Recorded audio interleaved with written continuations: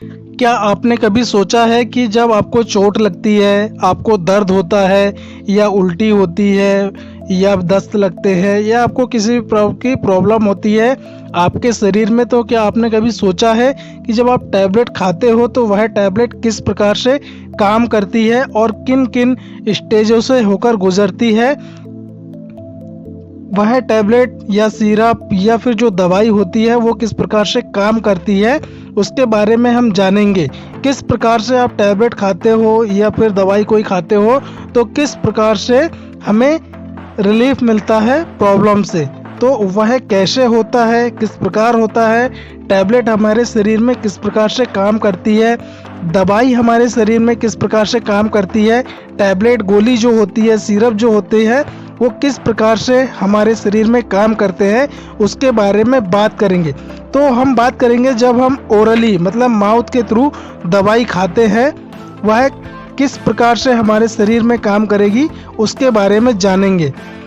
कोई भी एक दवा जो होती है केमिकल बायोलॉजिकल पदार्थ जो होती है जो शरीर और उसके कार्य को प्रभावित करती है। ठीक है, अब हम समझते हैं उदाहरण से कि कैसे हमारे शरीर में दवा काम करती है। अधिकतर होता क्या है कि गोलियां हम मुंह से खाते हैं और जो सिरप होता है, लिक्विड होता है, उसको भी हम क्या होता है मुंह से खाते हैं।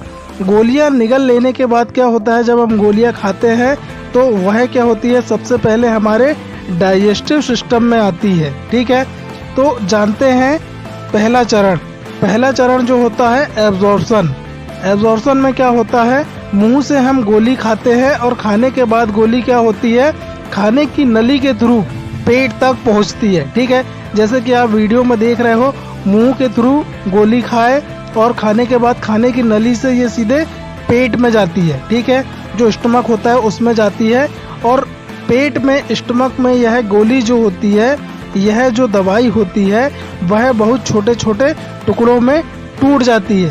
मैं आपको एग्जांपल के थ्रू इसमें समझाना चाहूँगा।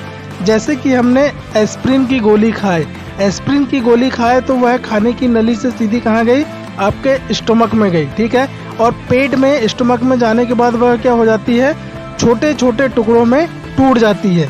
अब क्या होता है, ये छोटे छोटे जो कण होते हैं, छोटे छोटे जो एस्प्रिन के कण हैं, इन कणों का अगला पड़ाव होता है छोटी आंत यानी कि स्मॉल इंटेस्टाइन।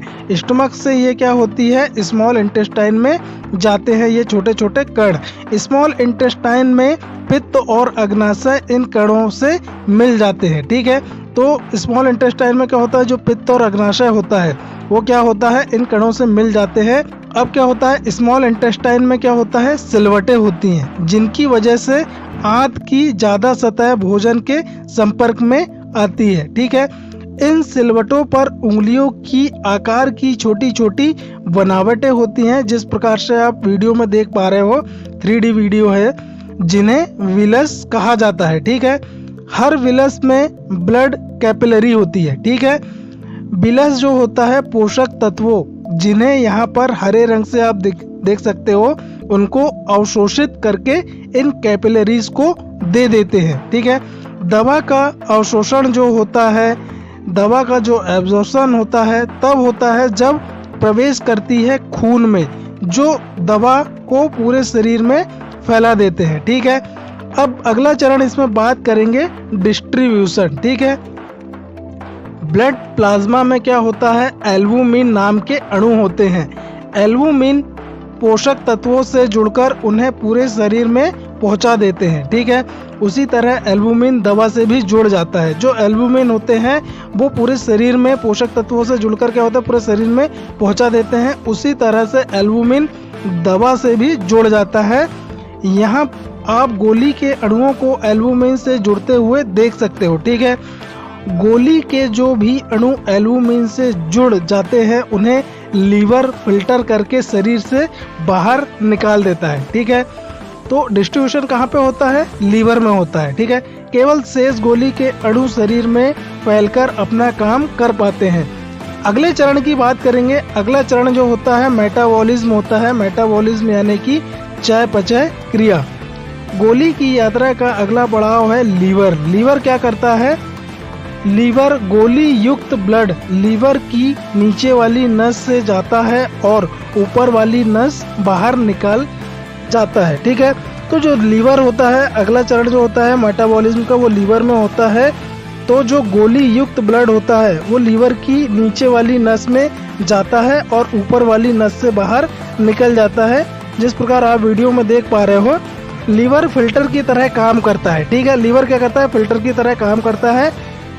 यह शरीर में दवाइयों के फैलने से मेटाबॉलिज्म कर देता है। ठीक है, गोली की बहुत कम मात्रा ही सफर में आगे बढ़ती है और जो भी गोली आपने खाए हो आपके शरीर को इतना फिट कर देती है कि वह अपने टारगेटिव ऑब्जेक्ट तक पहुंच जाती है। ठीक है, आपको दर्द हो रहा है, आपको जो भी प्रॉब्लम हो रही है, तो टैबलेट क्या होती है वहाँ पे जाके अपना एक्शन शो कर देती है। वह अपने टारगेटिव जो ऑब्जेक्टिव होती है वहाँ तक पहुँच जाती है।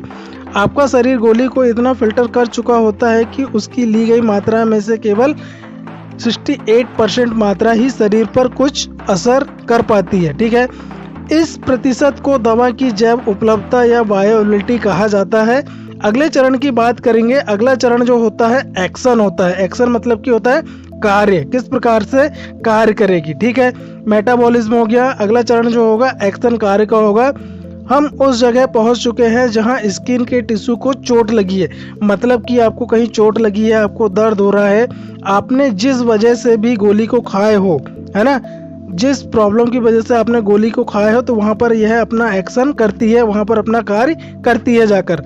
लेकिन स्किन टिश्यू यहाँ प्रोस्टाग्लैंडिन्स नाम का केमिकल बना रहा है जो सूजन पैदा कर रहा है। ठीक है, जो भी टारगेटिव ऑब्जेक्टिव है, टिश्यू को चोट लगी है, चोट लगने के लेकिन कहा वहाँ क्या होता है, स्किन टिश्यू यहाँ प्रोस्टाग्लैंडिन्स नाम का एक केमिकल बना रहा होता है जो सूजन पैदा कर रहा होता है। ठीक है, प्रोस्टाग्लैंडिन स्किन में मौजूद उन नर्व को भी संदेश भेज रहा है जो दर्द का एहसास होने के लिए जिम्मेदार है। ठीक है, प्रोस्टाग्लैंडिन स्किन में मौजूद उन नर्व को भी संदेश भेज रहा है जो दर्द का एहसास होने के लिए भी जिम्मेदार होती है। ठीक है, गोली के अणु खून के माध्यम से, मतलब जो गोली आपने खाए हो, जो दवाई आपने खाए हो, वह खून के माध्यम से होती है, वह खून में घुल जाती है, ब्लड में घुल जाती है और खून के माध्यम से वो क्या करती है, यहाँ पहुंचकर जो प्रोस्टाग्लैंडिन्स है उसको बनने से रोक देती है। ठीक है, तो जो भी गोली टैबलेट आपने खाए वो क्या करती है, ब्लड के माध्यम से प्रोस्टाग्लैंडिन्स जो बन रहा है उसको बनने से रोक देती है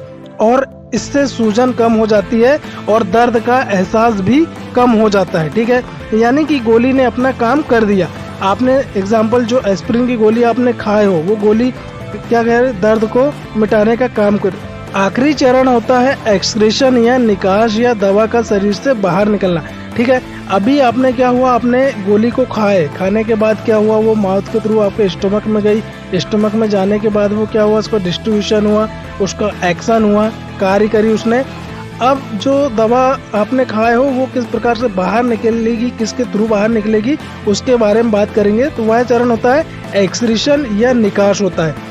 खून में बची हुई गोली इस तरह शरीर में घूमती रहती है जब तक कि वह पूरी तरह से इस्तेमाल नहीं हो जाती, शरीर से बाहर नहीं निकाल दी जाती।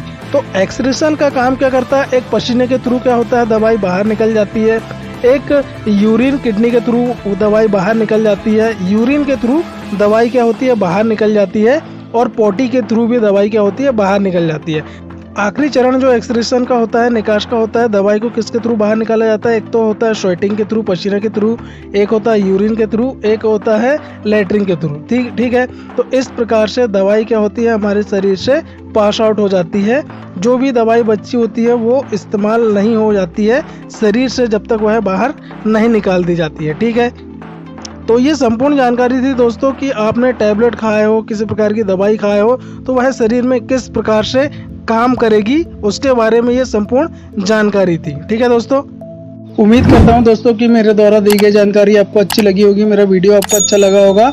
मेरा वीडियो आपको अच्छा लगा तो प्लीज़ आप मेरे वीडियो को लाइक करें, शेयर करें, कमेंट्स करें और यदि आप मेरे चैनल पर नए हो तो प्लीज़ आप मेरे चैनल को सब्सक्राइब कर बेल आइकन के बटन को प्रेस कर दें ताकि आने वाले समय में जब भी कोई नया वीडियो अपलोड करूं तो उसका नोटिफिकेशन सबसे पहले आपको प्राप्त हो। थैंक यू दोस्तों।